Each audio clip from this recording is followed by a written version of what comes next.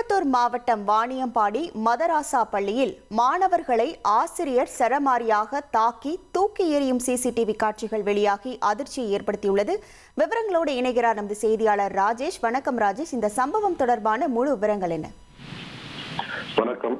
திருப்பத்தூர் மாவட்டம் வாணியம்பாடி நகர பகுதியில் இஸ்லாமியர்கள் அதிகமாக வசித்து வரும் நிலையில் அறிவு மற்றும் ஒழுக்கத்தை கற்றுக்கொள்ளும் வகையில் பல மதராசா பள்ளிகள் அந்த பகுதியில் செயல்பட்டு வருகிறது. இந்த பள்ளியில் இஸ்லாமிய உபதேசங்கள் வழக்கம் உள்ளிட்டவற்றை மாணவர்கள் படித்து வருகின்றனர். இதற்காக வாணியம்பாடி பஷீராபாத் மசூதியின் மேல்தளத்தில் செயல்பட்டு வரும் மதராசா பள்ளியில் 60க்கும் மேற்பட்ட மாணவர்கள் படித்து வரும்.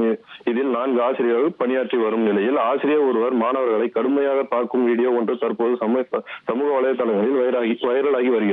இதில் ஆசிரியர் மாணவர்களை கடுமையாக தாக்கும் காட்சி இடம்பெற்றுள்ளது. இதை பார்த்து அதிர்ச்சி அடைந்த பெற்றோர்கள் சம்பந்தப்பட்ட மதராசா பள்ளி நிர்வாகத்திடம் கேட்டபோது சம்பந்தப்பட்ட ஆசிரியர் பணியில் இருந்து விடுவிக்கப்பட்டதாக சம்பந்தப்பட்ட மதராசா நிர்வாகிகள் தெரிவித்துள்ளனர். சம்பந்தப்பட்ட அந்த ஆசிரியர் வாணியம்பாடி சாக்கிராபாத் பகுதியை சேர்ந்த சுஹேப் என கூறப்படும் நிலையில் மதராசா நிர்வாகம் ஆசிரியரின் விவரங்களை கூற மறுத்துவிட்டனர்.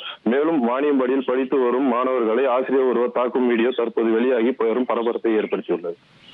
உங்கள் விவரங்களுக்கு நன்றி ராஜேஷ். அதிமுக்கிய விவரங்களை அனைவருக்கும் புரிய வைக்கும் பாட்காஸ்ட்.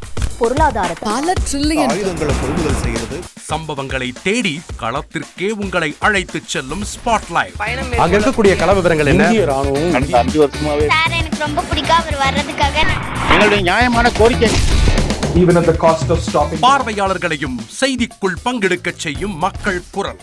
50 ரூபாய் எங்களுக்கு தண்ணிக்கு ஒரு தீர்வே இல்லங்க. 10 வருஷமா எங்களுக்கு சரியான ஒரு விடிவு கிடைக்கவில்லை. 60,000 ஏக்கருக்கு தான் கேட்கிறோம், பிச்சை கேட்கறாங்க.